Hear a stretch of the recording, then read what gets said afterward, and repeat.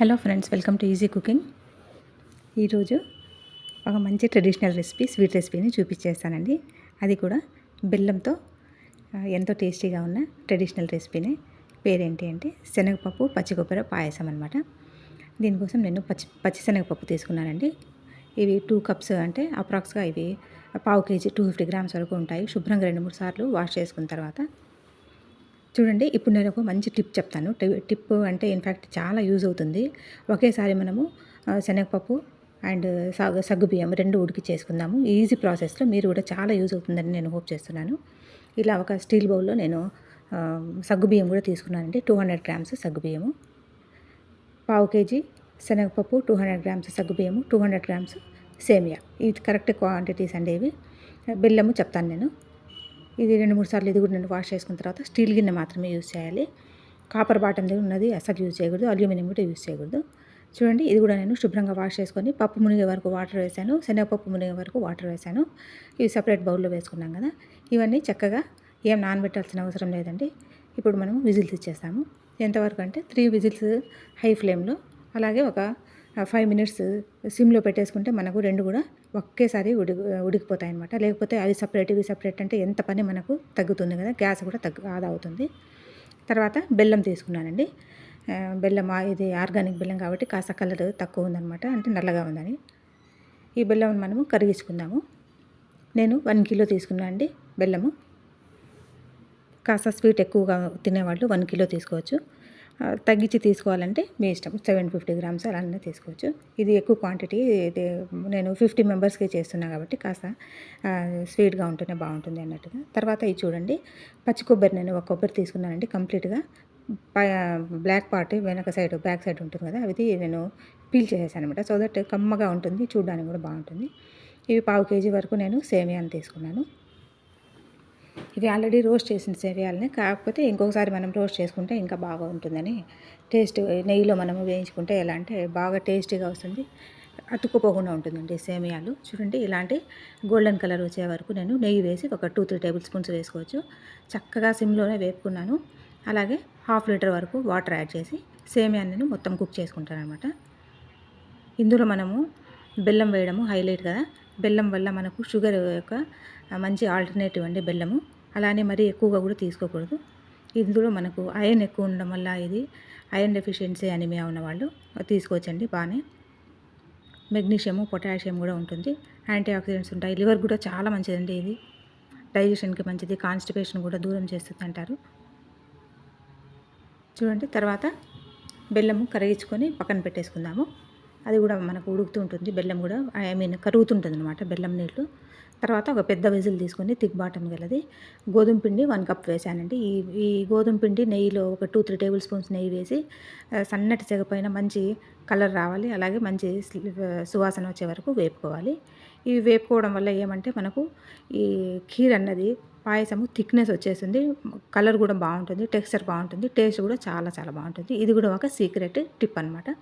ఇవన్నీ మనము బెల్లము పాయసం అంటే బెల్లం కరిగించడము, బాయిల్ చేసి వేసుకోవడం అంతే కదా అనుకుంటారు. కాదండి, ఒక్కొక్కరు ఒక్కొక్క విధంగా చేసుకుంటుంటారు. బట్ నేను ఇచ్చిన టిప్స్ అందరికి కూడా చాలా యూజ్ అవుతుందండి.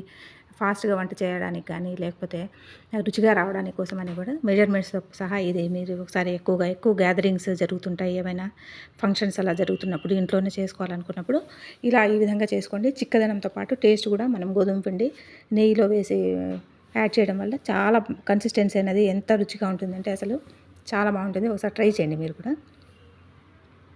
మనము బెల్లం బాగా కరిగిపోయినాయండి, అవన్నీ నేను చక్కగా జల్లించుకున్నాను. సో దట్ మనకి ఏమైనా ఇంప్యూరిటీస్ ఉన్నా, అలాంటివి ఇసుక ఉన్నా కూడా ఫిల్టర్ అయిపోతుంది. ఇవి చూడండి మనకు ఎంత చక్కగా ఉడికిపోయాయి.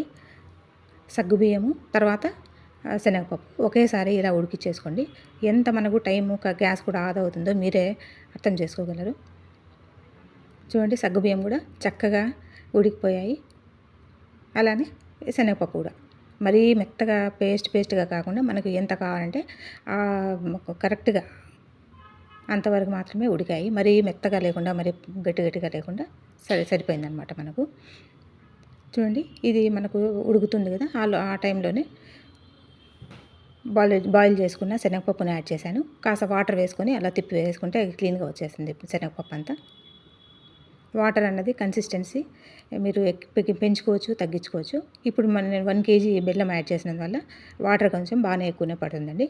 నేనైతే ఇప్పుడు 1 లీటర్ వాటర్ కూడా యాడ్ చేశాను.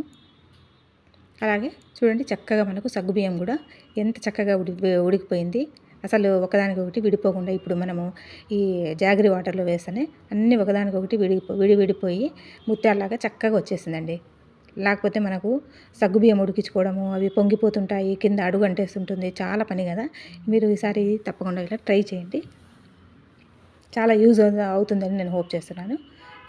చూడండి, మనకు సేమియా కూడా అప్పుడప్పుడు చెక్ చేసుకుంటూ ఉండాలి. వాటర్ వేసి అది కూడా ఉడికించేసుకుంటే మంచి టేస్ట్ కూడా వస్తుందండి.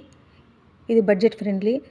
ఎక్కువ గ్యాదరింగ్స్ ఉన్నప్పుడు కానీ ఏవైనా మామూలుగా ఇది ఆల్ టైమ్ అందరికీ ఫేవరెట్గానే ఉంటుంది. బెల్లముతో చేసిన మనకు ట్రెడిషనల్ పాయసము, ఖీరు అవన్నీ ఇలా ఒకసారి ట్రై చేయండి. చూడండి, సేవయ్య కూడా మనకు చక్కగా ఉడికిపోయాయి కదా. ఇది నేను కడాయి అటువైపు పెట్టేసుకొని ఈ పెద్ద గిన్నె మనము ఇటుపక్క దగ్గర అయ్యే వరకు పెట్టేసుకుంటాము. చూడండి, ఇది చూడండి ఎంత బ్యూటిఫుల్గా ఎంత చక్కగా వచ్చేసింది చూడండి మన పాయసము. ఇప్పుడు ఇంకోటి ఇంపార్టెంట్ స్టెప్ ఏంటంటే ఘీలో ఇప్పుడు మనము డ్రై ఫ్రూట్స్, పచ్చి కొబ్బరి నేను సన్నగా తరిగేసి పెట్టుకున్నాను. అది నెయ్యిలో వేయించేసుకొని కలిపేసుకోవడం ఒకటే ఇంకా స్టెప్ ఉండేది. కొత్తగా చూస్తున్న వాళ్ళు ఛానల్ని సబ్స్క్రైబ్ చేసుకొని రెసిపీ అండ్ ఎఫర్ట్స్ నచ్చితే తప్పకుండా ఒక లైక్ చేయండి. అలాగే వీడియోని మీ ఫ్రెండ్స్ అండ్ ఫ్యామిలీ మెంబర్స్తో, ఫ్రెండ్స్తో, తర్వాత రిలేటివ్స్తో, నైబర్స్తో అందరితో కూడా షేర్ చేసుకోండి. సో దట్ వాళ్ళు కూడా ఈ టేస్టీ రెసిపీని ఎంజాయ్ చేస్తారు. చూడండి, ఇక్కడ నేను బాదం పప్పులు, కాజు, తర్వాత పిస్తా పప్పు, ఇవి కిష్మిష్ అన్నీ నేను సన్నగా తరిగేసి పెట్టేసుకున్నాను.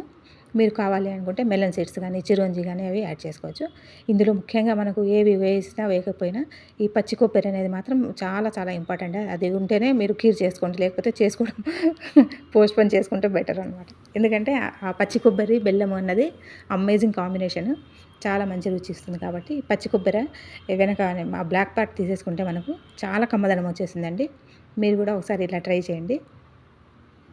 మంచి మంచి రెసిపీస్ ఉన్నాయండి ఆల్రెడీ మన ఛానల్లో. డిజర్ట్స్ ఉన్నాయి, తర్వాత బ్రేక్ఫాస్ట్ ఐటమ్స్ ఉన్నాయి, అన్ని మంచి మంచి వీడియోస్ ఉన్నాయి. తప్పకుండా ఒకసారి వాచ్ చేయండి టైం ఉన్నప్పుడు. అలాగే మంచి మంచి వీడియోస్ కూడా నేను అప్లోడ్ చేయబోతున్నాను. తప్పకుండా వాచ్ చేసి మీకు అందరికీ ఎంతో యూస్ఫుల్ అవుతుంది. అలాగే నాకు కూడా సపోర్ట్ చేయండి అందరూ. ఇవి నెయ్యి మనము ఇష్టము అంటే ఎక్కువ వేసుకోవచ్చు, లేకపోతే తగ్గించుకోవచ్చు. ఇవన్నీ డ్రై ఫ్రూట్స్ ఎక్కువ ఉన్నాయి కాబట్టి నేను ఒక 4 టేబుల్ స్పూన్స్ అలా కొంచెం ఎక్కువగానే వేశాను. ఇవన్నీ ఇంకా దూరగా వేపుకోండి. సన్నటి సెగ పైన దూరగా వేపుకుంటే మన ఖీర్కి డబుల్ టేస్ట్ అనేది వచ్చేస్తుంది అనమాట. చూడండి, బాగా చక్కగా వేగిపోయాయి గోల్డెన్ కలర్ వచ్చే వరకు. చూడండి, ఇవి వేడిగా ఉన్న బాగా మన డ్రై ఫ్రూట్స్ మిక్చర్ని ఇందులో వేసేసుకొని చక్కగా మిక్స్ చేసుకొని ఇలా అయినా సర్వ్ చేసుకోవచ్చు. మీకు 2 టైప్స్ ఆఫ్ సర్వింగ్ చూపిస్తాను. ఇలా పాలు వేయకుండా కొంతమంది ఇలానే తీసుకోవడానికి ఇష్టపడతారు. పాలు వేయకుండా ఒకసారి చూపిస్తాను చూడండి. సర్వ్ చేసి ఒక బౌల్లో, తర్వాత మిల్క్ వేసిన తర్వాత 1 లీటర్ మిల్క్ నేను బాగా కాచి చల్లార్చానండి పాలని, అది కూడా యాడ్ చేసి చూపిస్తాను. చూడండి, ఎంత రుచికరంగా ఎంత బ్యూటిఫుల్గా ఉంది మన బెల్లం శనగపప్పు పాయసము. అలాగే కాస్త ఇలాచీ పౌడర్ కూడా ఇప్పుడు వేసాను నేను.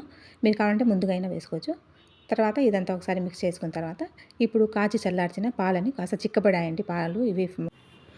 ఇలా పాలు వేసి, కొంతమందికి పాలు వేయడం ఇష్టంగా ఉంటుంది, కొంతమంది వితౌట్ మిల్క్ అలానే తీసేసుకుంటారు. కాబట్టి మీకు ఎలా నచ్చితే అలా చేసుకోండి.